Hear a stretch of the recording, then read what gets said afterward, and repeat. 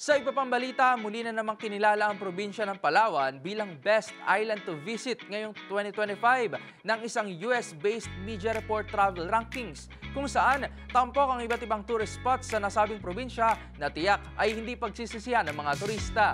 Ang mga detalye sa report ni James Galange. Muli na namang kinilala ang probinsya ng Palawan bilang Best Island to Visit ngayong 2025.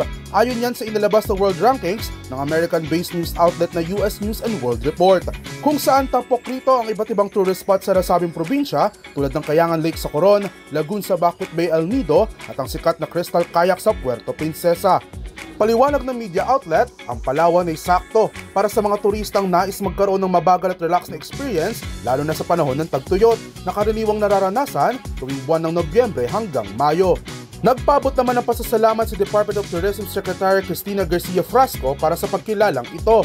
Anya, ang mga kahanghang ilog sa ilalim ng lupa at mayamang likas na yaman ng naturang probinsya ay tunay na isang paraiso na walang katulad. Samantala, kabilang din sa nasabing listahan ang Sardinia Island sa Italy, Mauritius at Santorini ng Greece, Bali sa Indonesia at marami pang iba na karamihan ay matatagpuan sa Europa. Magugunit ang dati ng napabilang sa listahan ng Best Island to Visit ang Palawan noong nakaraang taon. Ayon naman yan sa isang New York-based travel magazine. Para sa DZRH TV, ito si James Galange, una sa Pilipinas, una sa Pilipino.